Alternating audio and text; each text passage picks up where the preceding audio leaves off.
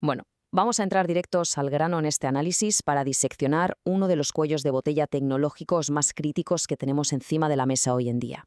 Y ojo, porque no tiene nada que ver con la escasez de chips ultraavanzados ni con llegar al límite físico del silicio. ¿Qué va?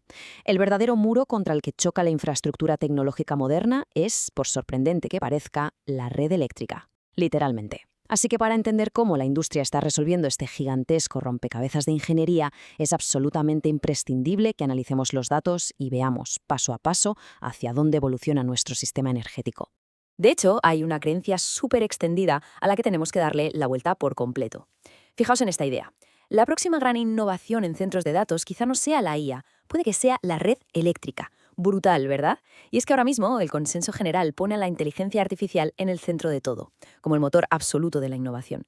Pero claro, sin una revolución radical a nivel puramente técnico en cómo gestionamos la energía, el boom de la IA se queda sin su soporte físico para operar. No hay tutía. Estamos viendo un cambio de paradigma bestial. El foco ya no está solo en el software, sino en el enchufe. Para que no nos perdamos en esta transición técnica tan compleja, vamos a estructurar esta explicación en 5 bloques lógicos y muy al grano. Primero, abordaremos el problema de la red. Segundo, el modelo de conexión flexible. Luego pasaremos a las baterías y los servicios de red. Sacaremos unas lecciones críticas para el caso de España y cerraremos echando un vistazo al futuro con los megavatios inteligentes. Arrancamos con el primer punto, el problema de la red o el choque constante entre las cargas pasivas y la potencia instantánea. A ver, es fundamental tener esto clarísimo desde el principio. El principal dolor de cabeza para la expansión tecnológica no es cuánta energía total se consume al año. El auténtico cuello de botella es la potencia instantánea que se requiere en momentos de pico y la congestión local que se forma en puntos súper específicos de la red eléctrica. Porque, seamos sinceros, la visión tradicional de los operadores eléctricos ha sido de todo menos ágil. Durante años miraban a un centro de datos y solo veían a un consumidor pasivo.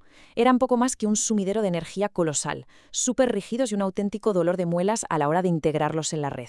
Las matemáticas industriales que aplicaban eran rudimentarias y cero eficientes. Si se pedía más potencia, pues había que construir más subestaciones, tirar más líneas dedicadas y poner más generadores. Y claro, los costes se disparaban hasta la estratosfera.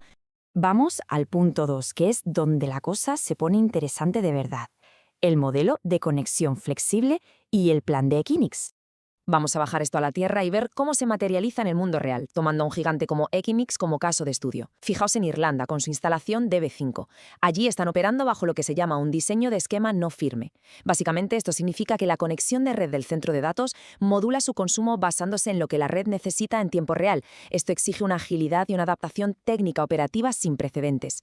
Y si cruzamos el charco hasta el mercado ERCOT de Texas, la estrategia es diferente pero igual de sofisticada. Allí lo que hacen es monetizar toda esa flexibilidad participando activamente en mecanismos de respuesta de demanda, mantenimiento de reservas e incluso gestionando dinámicamente la carga.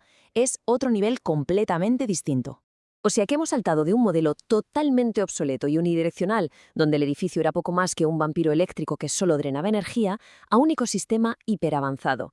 El esquema actual es revolucionario. El centro de datos ahora consume, sí, pero también almacena energía, responde de forma dinámica a las señales del operador eléctrico y estabiliza activamente todo el sistema. Básicamente se ha convertido una carga pasiva y problemática en un activo energético superdinámico.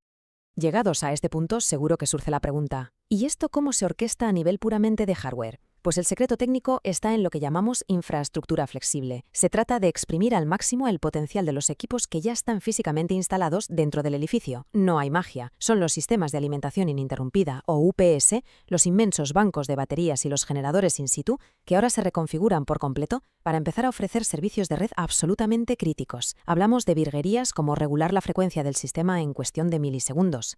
Y así llegamos a nuestro tercer bloque, las baterías y los servicios de red, la auténtica sala de máquinas de toda esta revolución. Aquí hay un concepto técnico en el que tenemos que detenernos sí o sí, los famosos sistemas BESS, o sistemas de almacenamiento de energía en baterías. Integrar esta tecnología puente a escala industrial es la clave de bóveda de todo esto. Y aquí es donde entran a jugar equipos de altísimo nivel, como los desarrollados por empresas líderes en innovación como Solax Power, que logran transformar a algo que antes causaba pánico a los operadores en un activo estabilizador de primerísima categoría. Y ojo al dato, que desde una perspectiva puramente financiera, meter estos sistemas en la ecuación reduce drásticamente el CAPEX. Ya sabéis, ese enorme gasto de capital que tradicionalmente hacía falta para expandir la red eléctrica a base de zanjas y cobre. Si bajamos un poco más al barro de la ingeniería, estos sistemas BSS despliegan unas capacidades formidables. Son como una navaja suiza para la red. Primero, facilitan el peak shaping, es decir, recortan y aplanan los picos máximos de demanda eléctrica. Segundo, aceleran el acceso al suministro permitiendo conexiones flexibles en zonas saturadas. Tercero, abren la puerta a mercados de servicios auxiliares súper lucrativos. Cuarto, logran el famosísimo load shifting, que básicamente consiste en desplazar de forma inteligente el consumo energético hacia esas horas donde inyectamos más renovables baratas al sistema. Y quinto, actúan como una reserva de inercia sintética y respuesta ultra rápida frente a cualquier caída de tensión. Una locura técnica.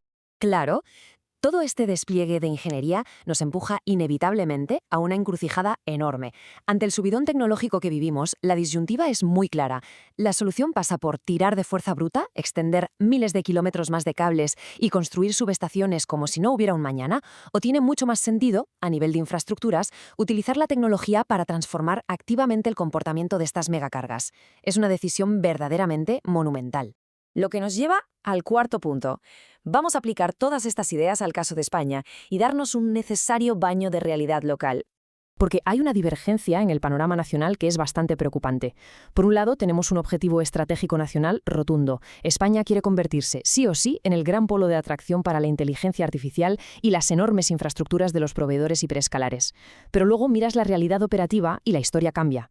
Ahora mismo padecemos una saturación física tremenda de los nudos eléctricos, lo que está provocando unos retrasos escandalosos en los permisos de conexión. Y encima vemos cómo se multiplican las restricciones a nivel local. En resumen, toda nuestra ambición digital está chocando frontal y violentamente contra el límite físico de la red de transporte eléctrico. Por suerte, existe una ruta alternativa muy viable frente a la lentitud desesperante y el sobrecoste de construir nuevas líneas eléctricas de toda la vida. Hablamos de un modelo estructurado en 4 fases clave. Fase 1, despliegue masivo de conexiones flexibles. Fase 2, la integración de baterías BESS a gran escala. Fase 3, la entrada estratégica de los agregadores para ir consolidando plantas de energía virtuales, las conocidas como VPPs, operando así múltiples centros de datos como si fueran un solo ente de cara a la red. Y la fase 4, la participación continua, automatizada y en milisegundos en la gestión del sistema eléctrico. Y así, casi sin darnos cuenta, aterrizamos en el último bloque de este análisis, el futuro, la era de los megavatios inteligentes. Partimos de la base innegable de que el despliegue de esta infraestructura y su demanda van a seguir creciendo. Pero el enfoque puramente cuantitativo ha quedado totalmente obsoleto. Hoy en día, la auténtica ventaja competitiva a escala global ya no consiste simplemente en ver quién consigue conectar o asegurarse más potencia bruta. ¿Qué va? El juego ha cambiado por completo. Ahora, la clave radica en la capacidad de orquestar y conectar megavatios inteligentes. Diseñar desde cero centros de datos que puedan funcionar de manera impecable como nodos totalmente activos dentro del sistema eléctrico nacional es el único, absolutamente el único camino sostenible. Y para cerrar, quedaos con esta provocadora reflexión en la cabeza. Quien llegue antes a ese modelo tendrá una ventaja muy difícil de replicar. Los primeros actores, los pioneros tecnológicos que consigan unificar a la perfección esa transmisión bestial de datos con una gestión eléctrica activa y estabilizadora, se van a asegurar una posición de mercado absolutamente inexpugnable. El reto técnico que tenemos por delante es de proporciones titánicas, pero la recompensa va a redefinir por completo la economía digital en las próximas décadas. Así que la pregunta clave ahora mismo es, ¿será la industria realmente capaz de construir esta red híbrida del mañana a tiempo?